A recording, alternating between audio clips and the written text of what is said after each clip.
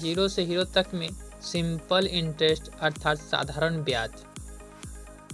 किसी धन पर 6 वर्ष वार्षिक ब्याज की दर पर 4 वर्षों में 720 रुपया साधारण ब्याज प्राप्त होता है। बताएं कि वह धनराशि क्या है, अर्थात तो वह धन क्या था जिस पर इतना रुपया ब्याज प्राप्त हुआ।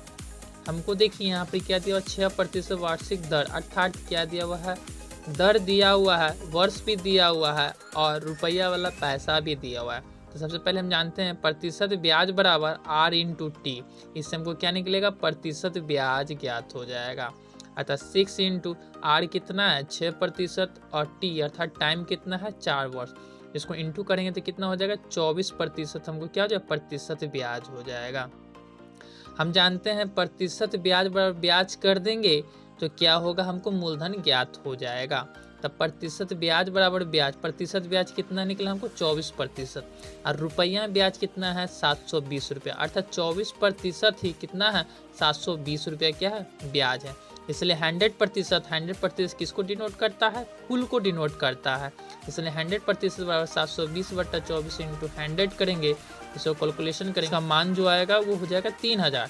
3000 ही क्या होगा, मूलधन होगा। आपका ये आंसर होगा। कोई धन साधारण ब्याज की दर से 3 वर्ष में 2224 रुपया और 5 वर्ष में 2600 रुपया हो जाती है तो मूलधन ज्ञात करें। अर्थात क्या निकालना है, मूलधन ज्ञात करना है। कितना धन वो मालूम नहीं है, लेकिन बोला कि 3 वर्ष में 2240 रुपया और 5 वर्ष में 26 रुपया हो जाता है तो मूलधन ज्ञात। हम देखते हैं 5 वर्ष में मिश्रधन हो गया कितना 2600 रुपया हो गया और 3 वर्ष में हो गया कितना 2240 रुपया। हम इसका अंतर निकालेंगे तो हमको क्या निकलेगा, ब्याज निकलेगा। अर्थात 2 वर्ष का हमको क्या निकलेगा, ब्याज निकलेगा। 2 वर्ष का ब्याज कितना हो गया 360 रुपया, इसलिए 1 वर्ष का ब्याज निकालेंगे।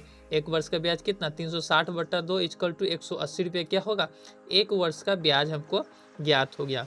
यहाँ देखिए यहाँ मिश्रधन कितना दिया था 2240, 3 वर्ष का दिया था, इसलिए 3 वर्ष का हम ब्याज को घटाएंगे। 1 वर्ष का ब्याज हमको मालूम है तो 3 से गुना कर देंगे, टोटल कितना 3 वर्ष का ब्याज को इसमें से घटा देंगे तब मूलधन ज्ञात हो जाएगा। इसलिए मूलधन कितना हो जाएगा हमको 1700 रुपया, अर्थात ये आपका आंसर होगा। साधारण ब्याज किसी दर पर 2000 रुपये की राशि 5 वर्ष में 2600 रुपये हो जाती है।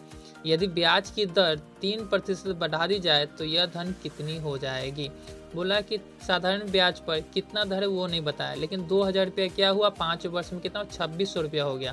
तो बोला है क्या 26 रुपया तो हो तो गया, लेकिन अब क्या बोला कि ब्याज दर को 3% और बढ़ा दिया गया। तो 3% और बढ़ा देने के बाद वह धन कितना हो जाएगा।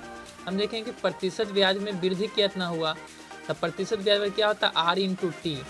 R हमको कितना बढ़ा, कितना 3%, 3 टाइम कितना था 5 ही वर्ष है, 5 वर्ष यानी कि इंटू करना, अर्थात 15% हमको निकल गया कितना प्रतिशत ब्याज।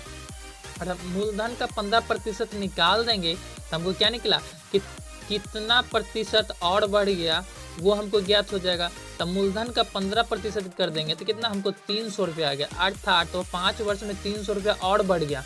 कब 3% दर बढ़ने से 300 रुपया हमको क्या हुआ और बढ़ गया। इसलिए पहले मिश्रधन था 2600 रुपया और अब क्या 3% बढ़ने के बाद वो ब्याज कितना 300 बढ़ गया, 300 इसमें जोड़ देंगे तो अर्थात 2900 रुपया मिश्रधन हो जाएगा। ये आपका आंसर होगा। यदि मूल राशि और 1 वर्ष के साधारण ब्याज का अनुपात 25:1 है तो ब्याज की दर कितनी है। ब्याज की दर कितना है वो ज्ञात करना।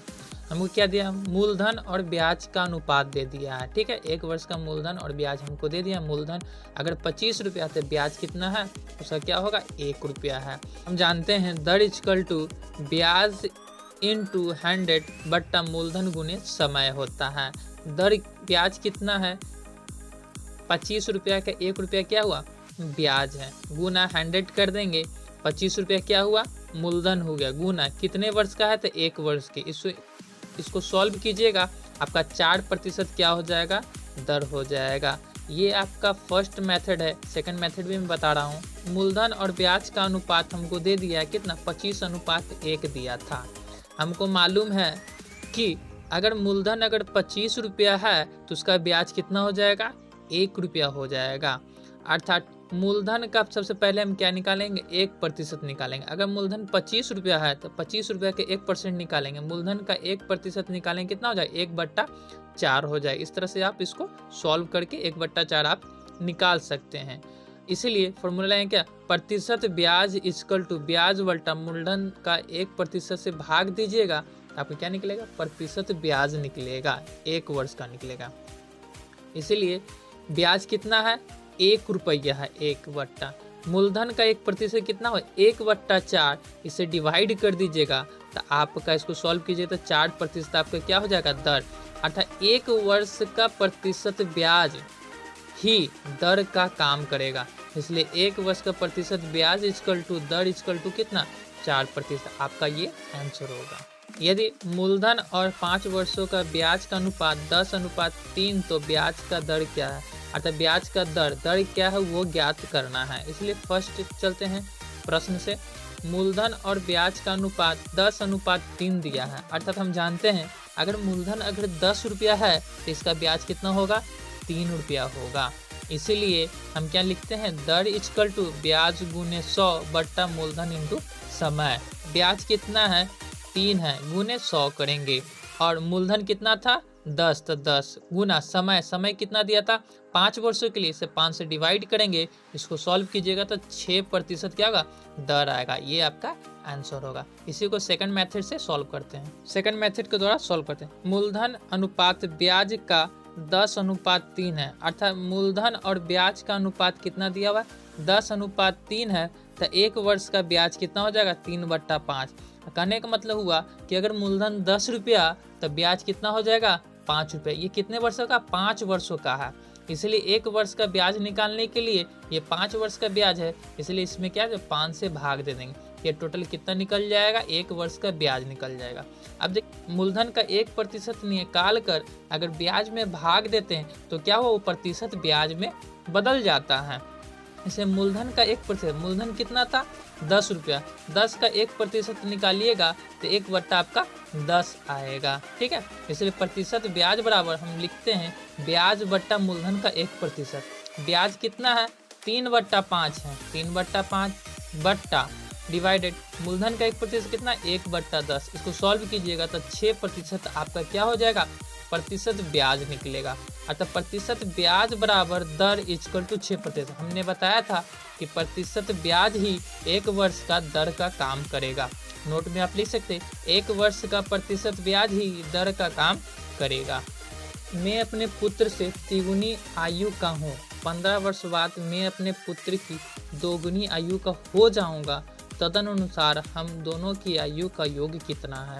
अर्थात पुत्र और पिता की आयु का योग निकालना है। सबसे पहले हम मानेंगे कि पुत्र की आयु अगर x है तो पिता का आयु क्या होगा, 3x, क्योंकि यहाँ बोला है पुत्र से 3 आयु का हूँ, तो कौन होगा, तो पिता होगा, इसलिए 3 से गुना किया है। इसके बाद क्या बोला, 15 वर्ष बाद मैं अपने पुत्र की 2 आयु का हो जाऊंगा। कब, 15 वर्ष बाद। तो सब चलते हैं 15 वर्ष बाद इन दोनों का आयु को ले चलता हूँ, इसलिए 15 वर्ष बाद का आयु में निकालता हूँ। 15 वर्ष बाद की आयु हमको निकालना है, तब पुत्र की आयु क्या था, x था, x में 15 वर्ष जोड़ देंगे तो टोटल ये आयु आपका हो जाएगा, पुत्र का निकल जाएगा।